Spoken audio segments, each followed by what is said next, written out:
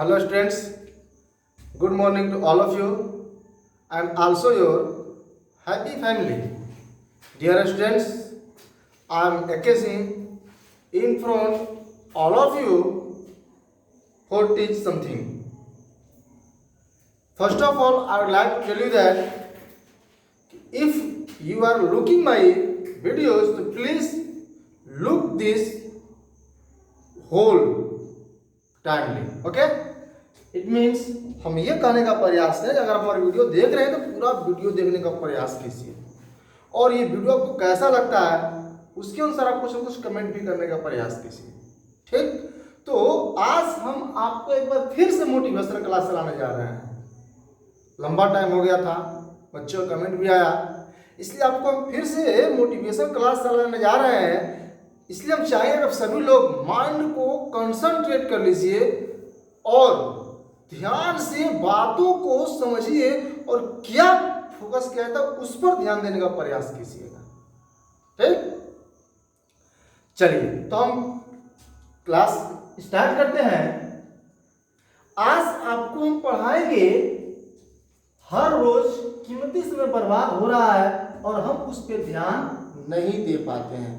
मतलब आज का जो हमारा वीडियो होगा वो पूरी तरह से आपको टाइम कैप्चरिंग होगा. कैसे हम टाइम को बांध सकते हैं, कैसे हमारे हाथ से वो अमूल्य समय निकल रहा है और हम उसको कैच नहीं कर पाते हैं, हम उसको पकड़ नहीं पाते हैं.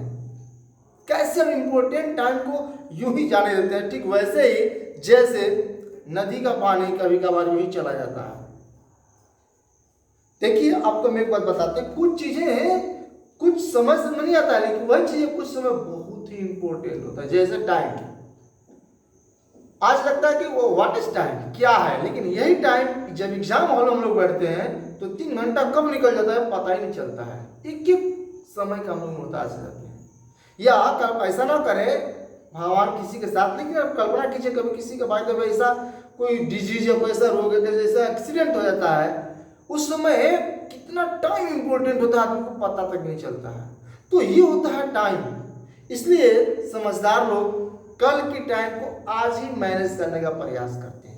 एक बात समझ लीजिए, जैसे सपोज दैट टाइम का मतलब क्या होता है. सपोज दैट आप if you are running a bike, आप बाइक चला रहे हैं और यहाँ मान लीजिए कोई ब्रेकर है, यहाँ मान लीजिए कोई ब्रेकर है, आपका गाड़ी इधर से आ रहा है, तो अगर डायरेक्टली ब्रेक आ जाता है तो आपको गाड़ी को स्लो करना है तो कहाँ स्लो कीजिएगा, इस पोजीशन पर, इस पोजीशन पर, इस पोजीशन पर, आखिर कहाँ स्लो कीजिएगा. तो ये बहुत बड़ा मार्मिक चीज होगा. अब यहाँ पर आपको टाइम का इंपॉर्टेंस होगा. अगर टाइम को सही से कैप्चर नहीं करिएगा, सही टाइम पर सही डिसीजन नहीं लीजिएगा तो कुछ भी हो सकता है. बस अंतर क्या था, कुछ समय का समझदारी, कुछ समय को कंट्रोल न कर पाना, वही हमारे लिए बहुत ही बड़ा घातक बन जाता है. अर्थात हम ये करेंगे टाइम इज द मोस्ट. अब यहाँ पर आपको यहाँ से पहले पहले गाड़ी को कंट्रोल करना ही पड़ेगा. यही बात यहाँ भी फैला होता है. हम लोग जगते हैं कब, जब एग्जाम का टाइम आता है कब, तब लोग बोलते हैं कि उसका कंपटीशन निकलता नहीं, हम लोग इतना फार्म भरते निकलता नहीं है. हम लोग फार्म भरते हैं लेकिन दिमाग पढ़ने के लिए प्रेशर होता है कब, जब फार्म भर देते हैं और जब एग्जाम एक डेढ़ महीना बचता है तब क्या लगता है बाकी जो बेचारा लगा हुआ कितने दिनों से वो बेवकूफ़ है और आप ही चला गए. सोच रहे हैं कि हम 2 महीना में 2 साल की चीज़ को कवर कर लेंगे. नहीं, टाइम इज द मोस्ट. आपको पहले मैनेज करना पड़ेगा, पहले ही से उसको ग्रैब लेकर चलना पड़ेगा, तब आप उस चीज को हैंडल कर पाएंगे. नहीं तो आप सोचिए चलो जब ब्रेकर आएगा तो देखेंगे तब तक से ब्रेकर आ चुका होगा, आपका गाड़ी कंट्रोल नहीं होगा और आपका एक्सीडेंट हो चुका होगा. उसके बाद क्या हुआ होगा आगे बताने की जरूरत नहीं है. तो ये है टाइम. टाइम के बारे में किसी ने क्या बोला है कि किसी ने कहा है कि हमने कल समय को बर्बाद किया और आज समय मुझे बर्बाद कर रहा है. हमने कल समय को ध्यान नहीं दिया और समय आज मेरा ध्यान नहीं देता है. लोग कहते हैं कि मेरा किस्मत खराब है, वो समय हमारा कभी, ऐसा कुछ भी नहीं होता है.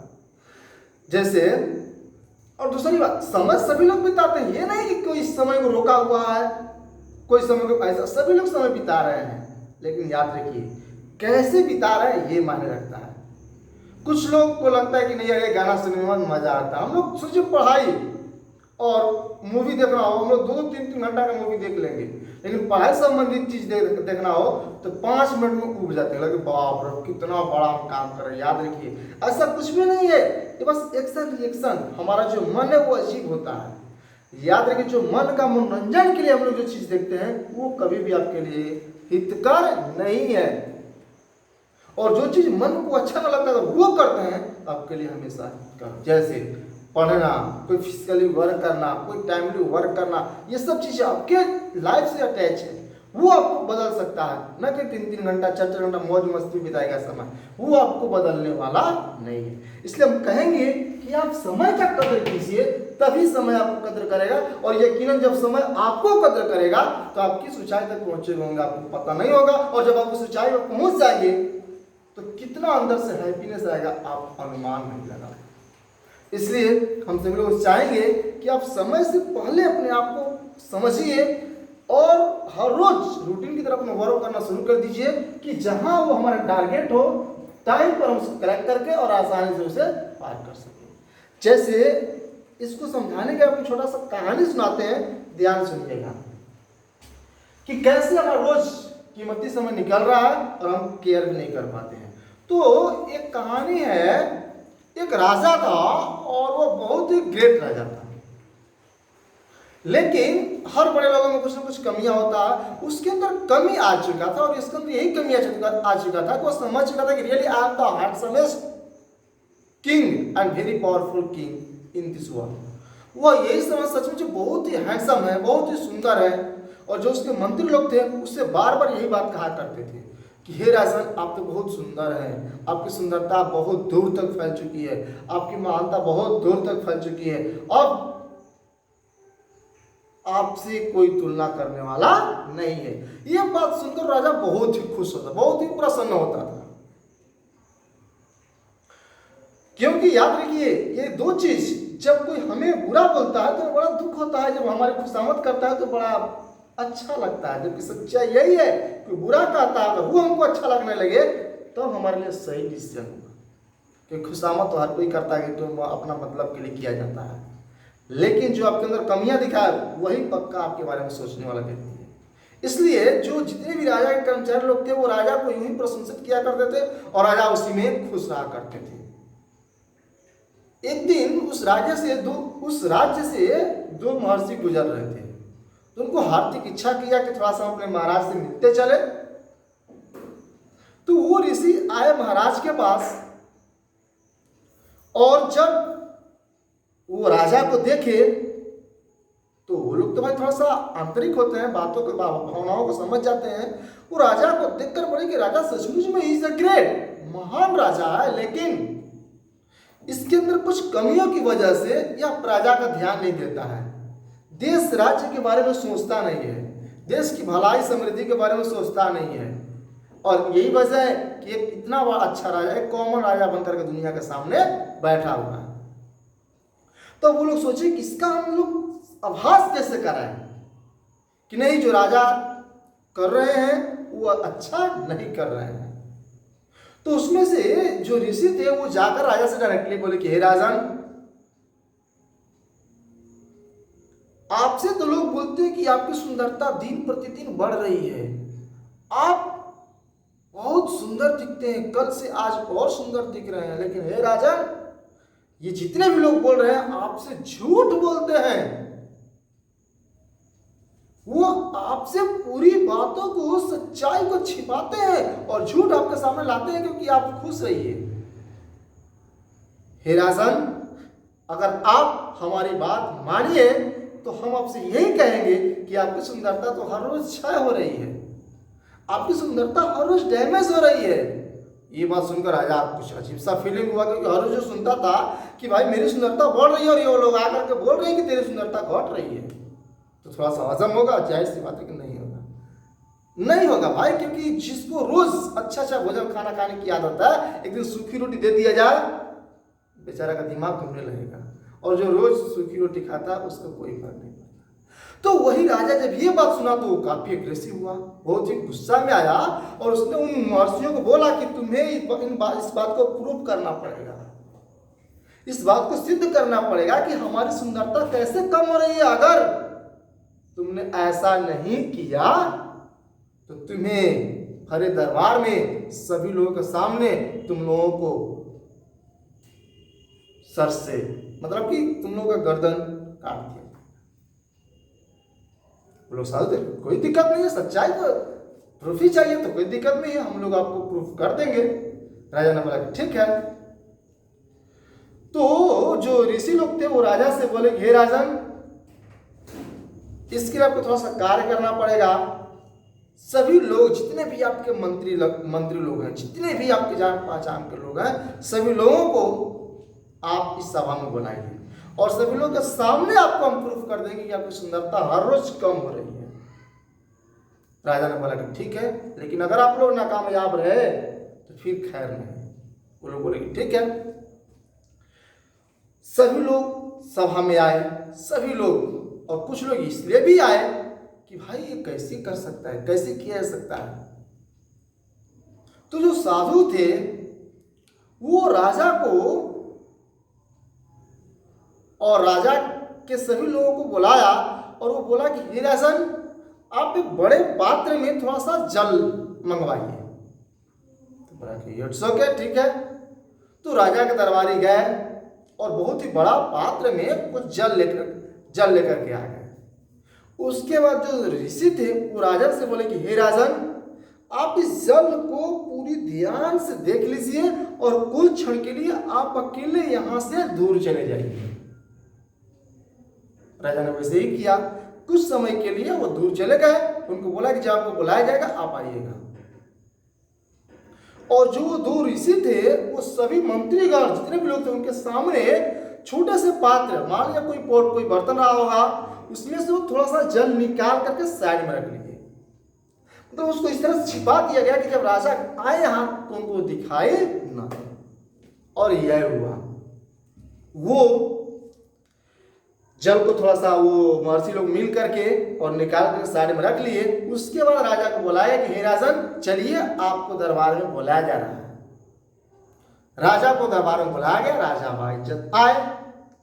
जब आए तो ऋषि ने उनके सामने 2-3 क्वेश्चन रखा। बस कहा कि हे महाराज, आप इस जल को ध्यान से देख कर गए थे, फिर से ध्यान से देखिए और आपसे बस यही क्वेश्चन पूछते कि आप बताइए इस जल का स्तर, मतलब जितना इसमें पानी था वो ज्यादा हुआ है कि कम हुआ है कि जस का तस है। तो राजा बोला कि बेशक जल जितना था उतना ही है, न तो इसमें कम हुआ है और न तो इसमें बेसी हुआ है। इसका जलस्तर इस तरह से, जैसे जलस्तर जितना था उतना ही है। उसके बाद ऋषि ने उन सारे मंत्रीगण से पूछा, भाई आप लोग बताइए इसमें से जल कम हुआ है कि नहीं हुआ है। तो लोग बोले कि इसमें से जल कम हुआ है और इतना जल निकाला गया है। तब वही बात राजा को बोले कि हे राजन, हमने इतना पानी इसमें से निकाला लेकिन फिर भी आपको इसका पता नहीं चला। ठीक उसी तरह से आपकी सुंदरता रोज कम हो रही है लेकिन आपको पता नहीं चल रहा है। हर रोज आपकी सुंदरता, हर रोज आपका दिन, हर रोज आपके कार्य करने का क्षमता समय कम हो रहा है लेकिन आपको पता नहीं चल रहा है। ये राजा इस दृश्य को देख करके अवाक रहे। वो सोच नहीं पाए उस दिन की स्थिति, उनकी पूरी आत्मा को झकझोर के रख दिया। वो राजन बोले कि हे महाराज, हे ऋषि, आप लोग ही सचमुच में सही ज्ञानी हैं और हमें आप लोग का ही बात मानना चाहिए। समझदार लोग बड़ा जल्दी गलतियों से सीख जाते हैं, ये उनकी वही सबसे बड़ी चीज होती है। और वो राजन उन ऋषियों को उचित स्थान अपने देश में, अपने राज्य में दिया और उसी दिन से वो एक एक दिन का इतना इंपॉर्टेंट समझ के कार्य करने लगा। उसको अरे यार आज तुम्हारा एक दिन खत्म हो जाएगा, कुछ ऐसा कर ले प्रजा के लिए कि ये जो टाइम जा रहा है इसके लिए हम कोई अफसोस ना हो। अर्थात हर रोज प्रजा के लिए, अपने लिए, साम्राज्य के लिए, लोगों के लिए कार्य करने लगा।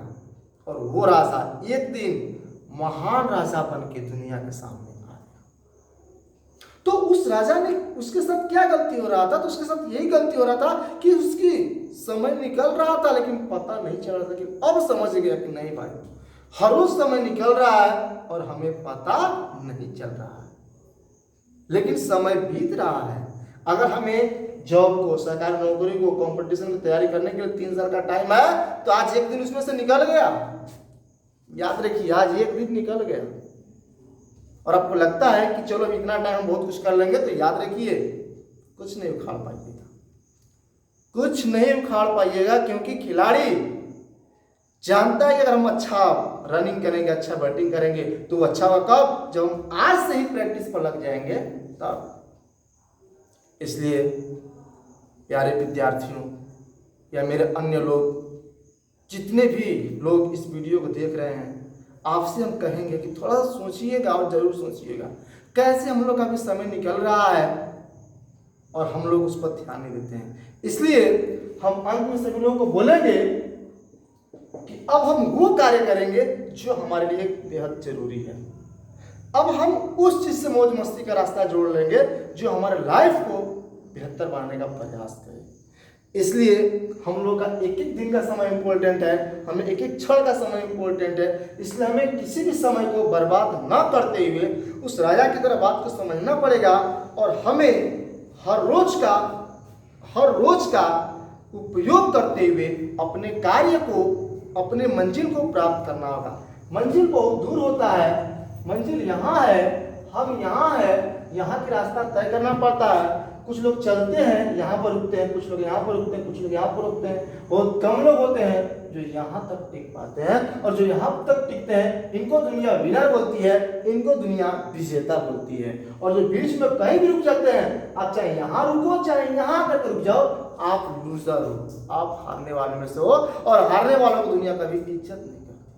इसलिए मेरे दोस्तों, हम आपसे कहेंगे कि आप जिस कार्य को करने के लिए शुरू कीजिए, आप उस पॉइंट तक पहुंचाइए चाहे उसके लिए जो कोई भी कीमत चुकानी पड़े। Okay, thank you to all of you. जितने भी लोग हमारी इस वीडियो को देखे, आपसे उम्मीद करते हैं कि आपको ये वीडियो जरूर पसंद आया होगा, और यदि ये पसंद आई होगी तो प्लीज चैनल को सब्सक्राइब जरूर कीजिएगा, जिसका नाम है expert education by AK Singh. और इस वीडियो को अधिक से अधिक अपने क्लोज या दोस्तों के बीच शेयर करने का प्रयास कीजिएगा, और लाइक तथा कमेंट करना ना भूलिएगा। Thank you to all of you, best of luck to all of you.